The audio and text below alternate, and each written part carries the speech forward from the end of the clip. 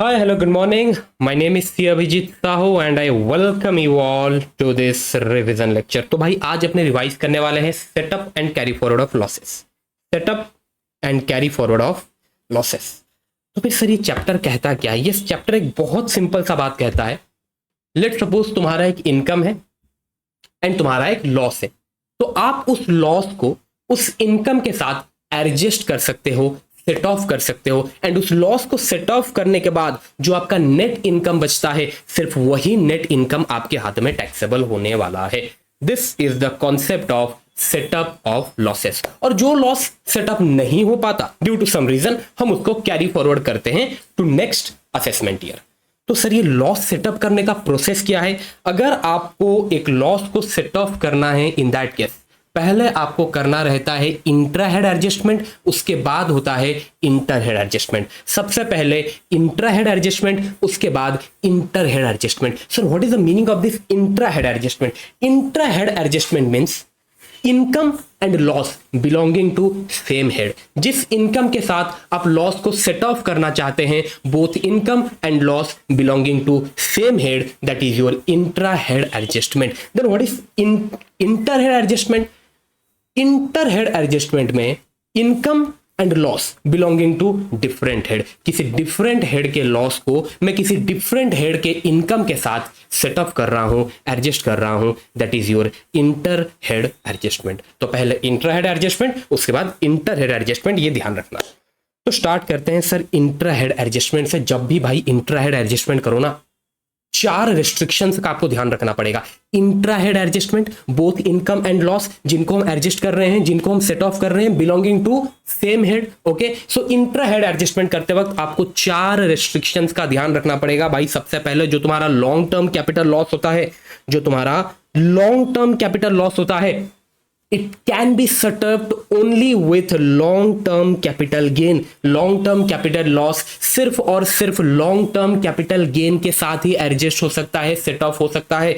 short term capital gain के साथ ये सेट ऑफ नहीं हो सकता। ये पहला रिस्ट्रिक्शन है। long term capital loss adjust हो सकता है only with long term capital gain. Short term capital gain के साथ ये एडजस्ट नहीं हो सकता। पर ध्यान रखना, अगर शॉर्ट टर्म कैपिटल लॉस है, अगर शॉर्ट टर्म कैपिटल लॉस है, it can be adjusted with both short term capital gain as well as long term capital gain. So restriction only on long term capital loss के ऊपर है, ध्यान रखना। Next, loss from speculation business. अगर ये speculation business से आपको कोई लॉस हो रहा है, then such loss can be adjusted only with profit from a speculation business. आप इस टाइप के स्पेकुलेशन लॉस को एडजस्ट कर सकते हो only with profit from a speculation business. आप सिर्फ और सिर्फ profit from a speculation business के साथ लॉस फ्रॉम स्पेकुलेशन बिजनेस को एडजस्ट कर सकते हो। Not against any other business और professional income. Loss from speculation business को आप नॉर्मल बिजनेस के प्रॉफिट के साथ एडजस्ट नहीं कर सकते। दोबारा रिपीट करता हूं, लॉस फ्रॉम स्पेकुलेशन बिजनेस को आप एडजस्ट कर सकते हो only with profit from a speculation business. Loss from a speculation business को आप किसी नॉर्मल बिजनेस के प्रॉफिट के साथ एडजस्ट नहीं कर सकते, ध्यान रखना। But loss from a normal business can be adjusted with profit from a speculation business. अगर लॉस कोई नॉर्मल बिजनेस का है, उस लॉस को आप स्पेकुलेशन बिजनेस के प्रॉफिट के साथ बिल्कुल एडजस्ट कर सकते हैं, उसमें कोई रिस्ट्रिक्शन नहीं है। तो फिर सर रिस्ट्रिक्शन किसके ऊपर है? रिस्ट्रिक्शन है on loss from a speculation business. अगर लॉस हो रहा है स्पेकुलेशन बिजनेस से, उसको सिर्फ और सिर्फ एडजस्ट करना है प्रॉफिट फ्रॉम स्पेकुलेशन बिजनेस से। Next, same provision applicable to loss from specified business. Specified business कहां था सर? 3580। 3580 में जो लिस्ट दे रखा था, तो ये 3580 के जो स्पेसिफाइड बिजनेस है, अगर वहां से आपको कोई लॉस हो रहा है ना, उस टाइप के लॉस को आप एडजस्ट कर सकते हो only with income from a specified business. Specified business के इनकम के साथ ही आप स्पेसिफाइड बिजनेस के लॉस को एडजस्ट कर सकते हो। ये स्पेसिफाइड बिजनेस का जो लॉस है, उसको आप नॉर्मल बिजनेस के प्रॉफिट के साथ एडजस्ट नहीं कर सकते। बट ध्यान रखना, अगर लॉस नॉर्मल बिजनेस से हो रहा है, क्या वो नॉर्मल बिजनेस लॉस को मैं स्पेसिफाइड बिजनेस के प्रॉफिट के साथ एडजस्ट कर सकता हूं? बिल्कुल एडजस्ट कर सकते हैं, ये बात ध्यान रखना। Next, loss from owning and maintaining resources. Owning and maintaining resources से अगर आपको कोई लॉस हो रहा है, such loss can be adjusted, can be setup only with profit from owning and maintaining resources. तो ये 4 रिस्ट्रिक्शन है इंट्रा हेड एडजस्टमेंट के ऊपर। जब भी इंट्रा हेड एडजस्टमेंट करो, ये 4 रिस्ट्रिक्शन है जो आपको ध्यान रख के चलना है। Next is your loss from exempt sources. Let suppose agricultural income जो अपना एग्जेम्प्ट रहता है, तो अगर एग्रीकल्चरल इनकम कमाते वक्त मेरे को अगर कोई लॉस होता है, ओके, तो एग्रीकल्चर एक्टिविटी मैंने कुछ परफॉर्म किया और वहां से मेरे को कुछ लॉस हुआ, उस लॉस का क्या करना है सर? क्या ये लॉस किसी इनकम के साथ एडजस्ट हो सकता है? नहीं। अगर एग्जेम्प्ट सोर्सेज से आपको कोई लॉस हो रहा है, such loss can not be adjusted with any taxable income, such loss is a dead loss and it is to be ignored. ये एक पॉइंट ध्यान रख के आपको चलना है।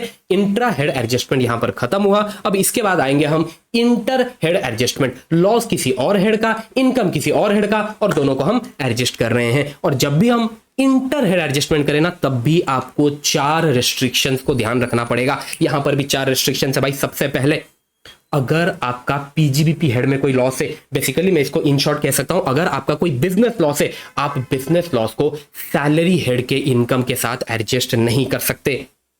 Loss under PGBP can be set up against income of any head except salary. तो अगर आपका पीजीबीपी वाला लॉस है ना, ये पीजीबीपी वाले लॉस को आप किसी भी हेड के इनकम के साथ एडजस्ट कर सकते हैं, बट सैलरी के साथ एडजस्ट नहीं कर सकते। ये आ गया आपका पहला रिस्ट्रिक्शन। दूसरा, अगर लॉस हो रहा है under the head capital gain, capital gain वाले हेड में अगर आपको कोई भी लॉस हो रहा है, it can be your long term capital loss, it can be your short term capital loss, can not be adjusted against income from any other head. ये कैपिटल गेन हेड में जो लॉस हो रहा है ना, इस लॉस को आप अदर हेड के इनकम के साथ एडजस्ट नहीं कर सकते।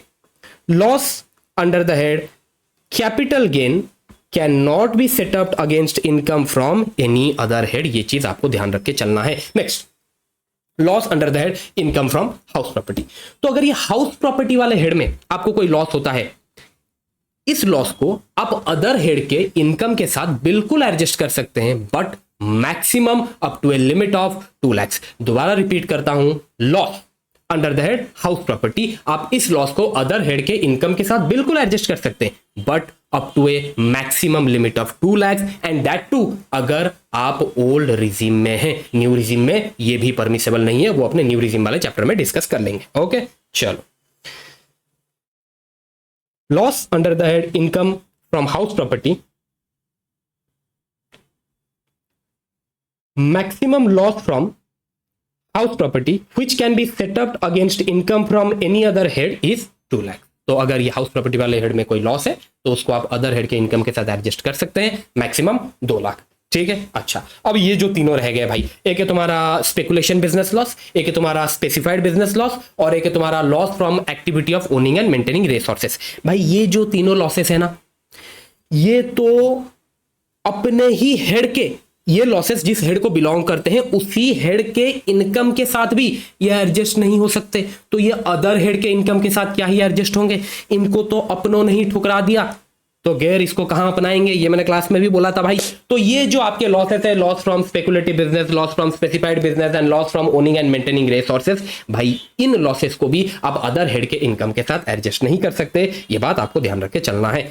अच्छा, तो पहले सर हमने कर लिया इंट्रा हेड एडजस्टमेंट, उसके बाद हमने कर लिया इंटर हेड एडजस्टमेंट। सर अभी नेक्स्ट क्या?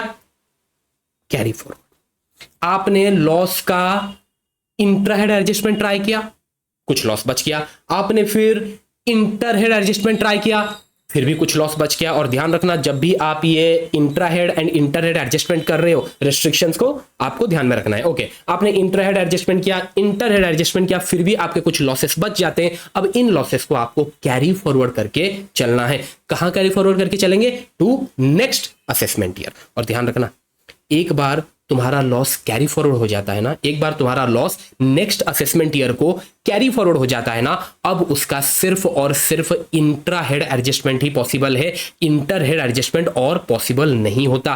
कैरिड फॉरवर्ड लॉस का सिर्फ और सिर्फ इंट्रा हेड एडजस्टमेंट हो सकता है, इंटर हेड एडजस्टमेंट नहीं हो सकता। ओके,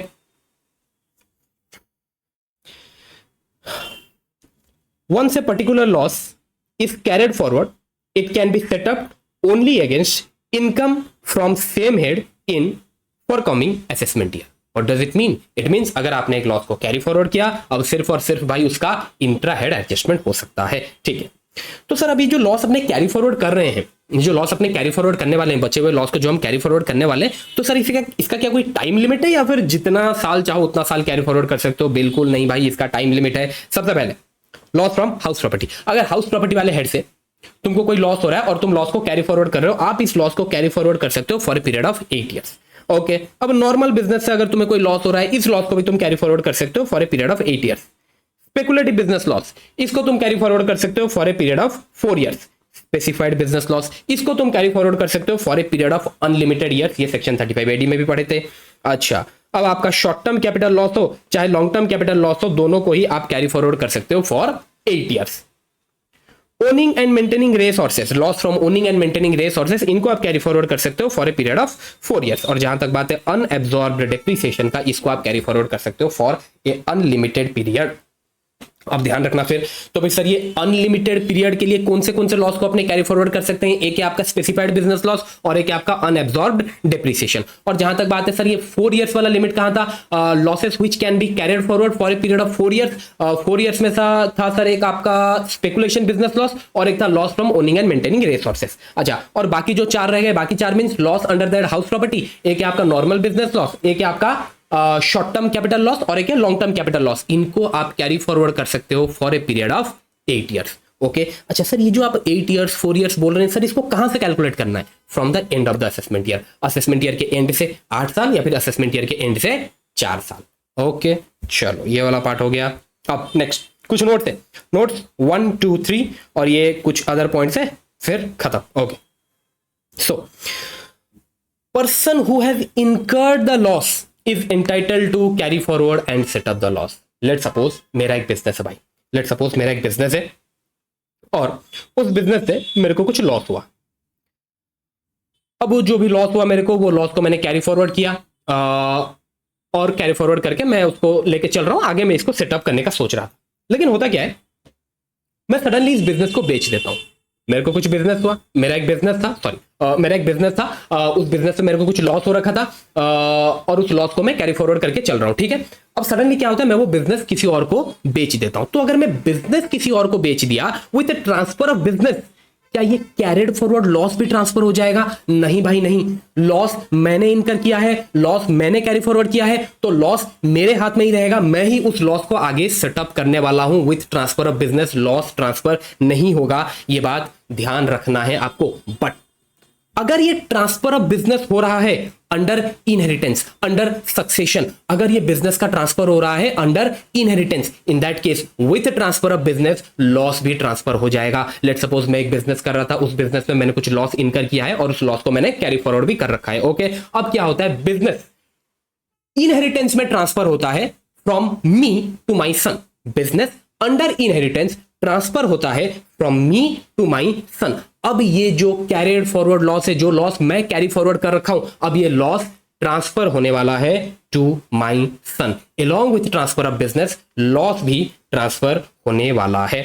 ओके, सो ये वाला पॉइंट एक बार आप लोग रीड कर लेना, मैंने आपको एक्सप्लेन कर दिया। Next, loss from one business can be carried forward and setup against income from other business. ये तो बहुत सिंपल सा बात है। लेट सपोज भाई मेरा एक सीमेंट मैन्युफैक्चरिंग का बिजनेस है, वहां से मेरे को लॉस हुआ। मेरा एक फर्टिलाइजर मैन्युफैक्चरिंग का बिजनेस है, वहां से मेरे को प्रॉफिट हुआ। तो ये सीमेंट मैन्युफैक्चरिंग वाला बिजनेस का जो लॉस है, क्या इस लॉस को मैं फर्टिलाइजर मैन्युफैक्चरिंग वाले बिजनेस के प्रॉफिट के साथ एडजस्ट कर सकता हूं? बिल्कुल एडजस्ट कर सकते हैं सर, इसमें कोई रिस्ट्रिक्शन नहीं है। Okay, Brought forward loss from a business can be set up even if business is not continued. Let's suppose मैं एक बिजनेस किया और उस बिजनेस से मेरे को कुछ लॉस हुआ और उस लॉस को मैं कैरी फॉरवर्ड करके चल रहा हूँ। ओके, अब नॉर्मल बिजनेस लॉस है, इसको मैं कैरी फॉरवर्ड कर सकता हूँ फॉर 8 असेसमेंट ईयर। अब फॉर 4 असेसमेंट ईयर मैं ये लॉस को कैरी फॉरवर्ड करके चल रहा हूँ, अभी तक एडजस्ट हुआ नहीं है, अभी तक सेटअप हुआ नहीं है। और सडनली क्या होता है, जिस बिजनेस को ये लॉस रिलेट करता है वो बिजनेस में क्लोज कर देता हूँ। अगर बिजनेस क्लोज हो गया, क्या फिर भी मैं लॉस को कैरी फॉरवर्ड करके सेटअप कर सकता हूं? बिल्कुल कैरी फॉरवर्ड करके सेटअप कर सकते हो। ये बिल्कुल मैटर नहीं करता आपका बिजनेस चल रहा है या फिर बंद हो गया है, फिर भी लॉस को कैरी फॉरवर्ड करके सेटअप कर सकते हैं। Okay, next is your note number 2। Note number 2 ये कहता है भाई अगर एक कंपनी बिजनेस करता है of purchase and sale of share of other company. एक कंपनी है और एक कंपनी कहता है कि यार मेरा purchase and sale of shares of other company is a business. Okay, एक कंपनी है, उसका अलग सा एक बिजनेस है, वो अलग सा बिजनेस करता है, बट वो ये कहता है कि दैट वो अलग सा बिजनेस के साथ ही साथ मेरा और एक बिजनेस भी है, and that business is purchase and sale of shares of other company. In that case भाई ये जो तुम बिजनेस बोल रहे हो ना अपना, purchase and sale of shares of other company, इस बिजनेस को हम स्पेकुलेटिव बिजनेस मान लेंगे। लेकिन क्यों सर? स्पेकुलेटिव बिजनेस तो वही होता है जहां पर डिलीवरी नहीं होता। सर यहां पर purchase and sale of shares of other company जो वो कर रहा है, सर यहां पर तो शेयर्स का एक्चुअल डिलीवरी हो रहा होगा। हाँ बिल्कुल शेयर्स का एक्चुअल डिलीवरी हो रहा होगा, फिर भी हम इस बिजनेस को, purchase and sale of shares of other companies वाला जो बिजनेस है, इसको हम स्पेकुलेटिव बिजनेस कंसिडर करने वाले हैं।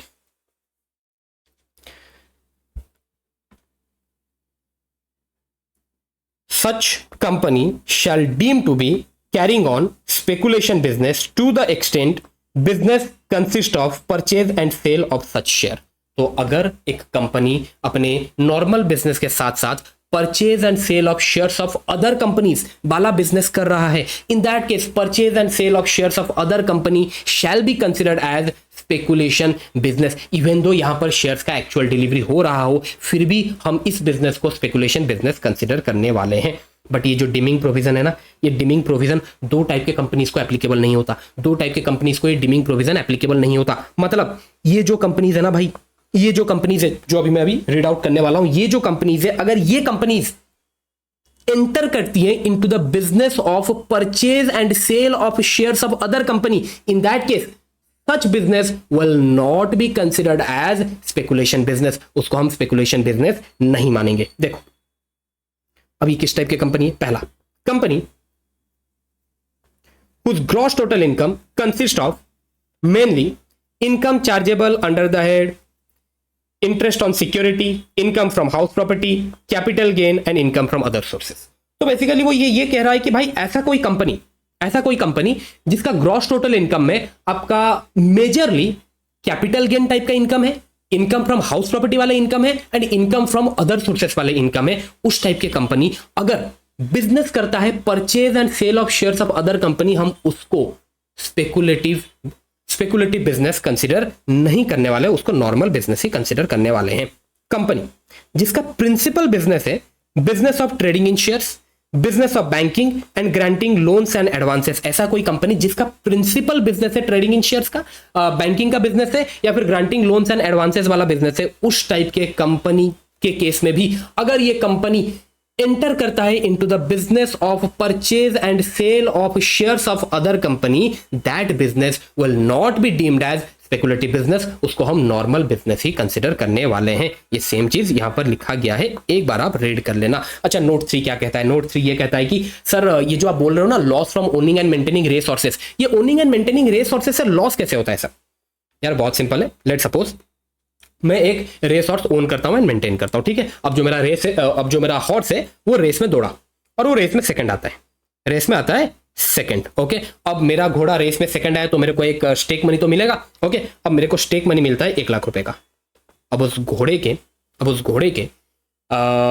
मेंटेनेंस में ही मेरा खर्चा हो रखा है 3 लाख रुपया, मेंटेनेंस में ही मेरा खर्चा हो रखा है 3 लाख रुपया। In that case there is a loss of 2 lakh rupees, there is a loss of 2 lakh rupees, okay okay, ठीक है। So this is your loss from owning and maintaining resources. अब इसी का ही कैलकुलेशन दे रखा है, एक बार आप लोग रीड कर लेना, ठीक है। ओके, नेक्स्ट है आपका order of setup of business losses. Order of setup of business losses, यहां पर 3 चीजें दे रखा है। एक तो आपको दे रखा है करंट ईयर का डिप्रिसिएशन, और एक दे रखा है ब्रॉड फॉरवर्ड बिजनेस लॉस, और एक आपको दे रखा है अनएब्जॉर्ब्ड डिप्रिसिएशन, ओके। सबसे पहले तो आपको कैलकुलेट कर लेना है current year business loss, current year सबसे पहले तो आपको कैलकुलेट कर लेना है करंट ईयर का बिजनेस का जो भी प्रॉफिट है, करंट प्रीवियस ईयर में बिजनेस का जो भी प्रॉफिट है बिफोर डिप्रिसिएशन। डिप्रिसिएशन कंसिडर करने से पहले बिजनेस का जो भी करंट ईयर का प्रॉफिट है, सबसे पहले आपको वो कैलकुलेट कर लेना है। उसके साथ आपको एडजस्ट करना है सबसे पहले करंट ईयर का डिप्रिसिएशन, ओके। करंट ईयर का आपने बिजनेस का प्रॉफिट कैलकुलेट कर लिया, बिफोर डिप्रिसिएशन वाला प्रॉफिट सबसे पहले आपको माइनस करना है करंट ईयर का डिप्रिसिएशन। उसके बाद आपको एडजस्ट करना है ब्रॉड फॉरवर्ड लॉस, ओके। जो आपके ब्रॉड फॉरवर्ड लॉस है, जिन लॉसेस को आपने अर्लियर असेसमेंट ईयर से कैरी फॉरवर्ड करके लाया है, वो ब्रॉड फॉरवर्ड लॉसेस को आपको एडजस्ट करना है। उसके बाद आपको एडजस्ट करना है अनएब्जॉर्ब्ड डेप्रिसिएशन को। तो ये सीक्वेंस होने वाला है भाई, सबसे पहले करंट ईयर का डेप्रिसिएशन आएगा, उसके बाद आपका ब्रॉड फॉरवर्ड लॉसेस आएगा, ब्रॉड फॉरवर्ड बिजनेस लॉसेस आएगा, एंड उसके बाद आपका अनएब्जॉर्ब्ड डेप्रिसिएशन आएगा। और ये सीक्वेंस लॉजिकल भी है क्योंकि इसको आप कैरी फॉरवर्ड कर सकते हो only for a period of 8 years, और इसको आप कैरी फॉरवर्ड कर सकते हो for unlimited period,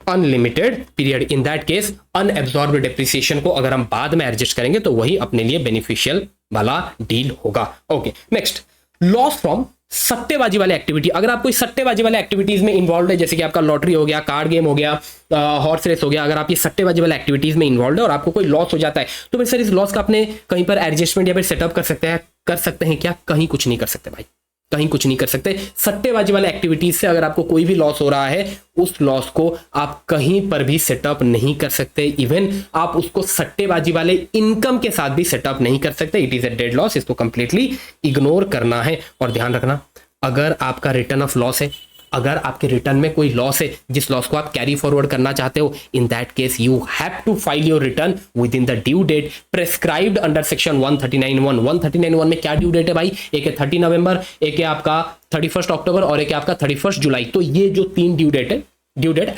applicable to different एसएससीज, तो एसएससीज को जो भी ड्यू डेट एप्लीकेबल है, एसएससी को उस ड्यू डेट के अंदर ही अपना लॉस रिटर्न फाइल करना पड़ेगा, अदरवाइज वो अपने लॉसेस को कैरी फॉरवर्ड नहीं कर पाएगा। ये बात आपको ध्यान में रखना है। बट अगर एसएससी ड्यू डेट में अपना रिटर्न फाइल नहीं करता, अगर एसएससी अपना रिटर्न फाइल करता है after the due date, that is your belated return, in that case also SSC 2 type के लॉसेस को कैरी फॉरवर्ड कर सकता है। एक है आपका loss under the head house property और एक है आपका unabsorbed depreciation. But for other losses, अगर उसे अदर लॉसेस को कैरी फॉरवर्ड करना है, इन दैट केस उसे अपना income tax return within the due date file करना पड़ेगा। I hope it is clear.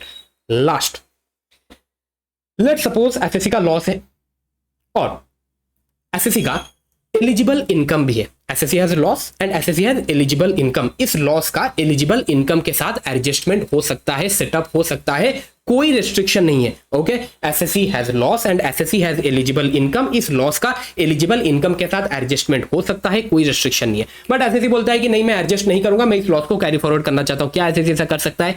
नहीं कर सकता भाई, नहीं कर सकता। अगर लॉस है और लॉस के अगेंस्ट में एलिजिबल इनकम है जिसके साथ ये लॉस एडजस्ट हो सकता है, तो पहले भाई एडजस्ट करना है, बचा हुआ लॉस को कैरी फॉरवर्ड करना है। Okay, same has been written in point 4, एक बार ये आपको रीड कर लेना है। चलो भाई, तो इसी के साथ इस चैप्टर का रिवीजन खत्म हुआ। अभी मिलते हैं आपके न्यू रीजन वाले चैप्टर के रिवीजन के साथ। ओके, चलो, थैंक यू।